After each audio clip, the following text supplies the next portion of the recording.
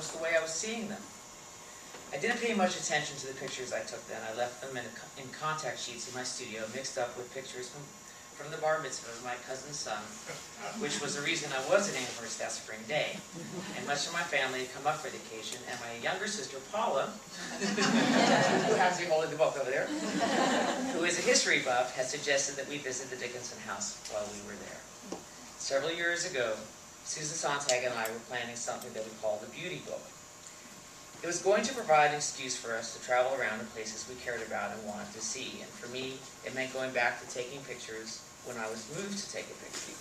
And there wasn't an agenda. If you're on an assignment for a magazine, there are always agendas, things that have to get done. I wanted to try working without that pressure, to be in a situation where I took a picture just because I saw it. And after Susan died, I knew that I couldn't do the beauty book, although as time passed, I realized that I might do a different book with a different list of places.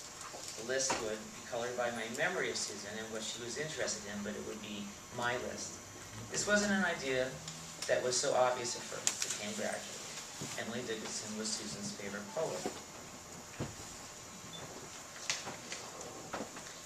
You can close it for a second. I'll leave it.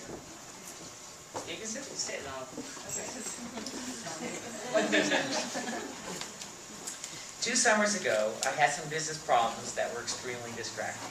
I was trying to spend a few weeks with my children at our place on the Hudson in upstate New York, but I kept having to go back to the city for meetings, and I would spend days sitting in rooms of lawyers, and this was not something that young children could understand. They were mad at me. We had planned a number of day trips that summer, and the first trip I wanted to make, and the longest one, was to Niagara Falls. I thought that the kids would love Niagara Falls. Originally, we were going to take a train, and then I started to think about how my parents would have done something like this when I was growing up. I decided that the best thing to do was to go there by car.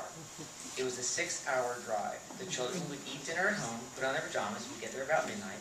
I'd put them to bed in the hotel, and they would wake up whenever they felt like it, and we would open the curtains of the hotel room, and they would see the falls. The view would be a surprise. Well, everything went pretty well at first. Our friends Nick and Alex and their daughter Louie came along, and we pulled into the town on the Canadian side on schedule. But when I went up to the desk at the hotel, the clerk said that they had canceled our reservation. At 11 o'clock, we ran your credit card, and it was rejected, and we gave your rooms away. They said, "You did what?" Just then, Sarah, my oldest daughter, who was not quite 8, got out of the car with her Winnie the Pooh bear and began crying. "Mommy, Mommy." The 4-year-old twins woke up and started crying. Everyone's crying. The clerk said they had a motel on the other side of town where there were rooms. So I got back in the car, headed in that direction. But I stopped at every place we passed trying to find a room that overlooked the falls. There was nothing. It was an August weekend and everything was totally booked up. I had to resign myself to going to the motel suggested by the man who had given away our rooms. We took the last 2 rooms they had, and the kids fell asleep right away. I was unbelievably depressed. Well, when it became light the next morning, I got up, went over to the window, pulled over, and the curtains. It's all right. Pulled open the curtains, and we were looking at a cement block wall. And I felt like such a failure.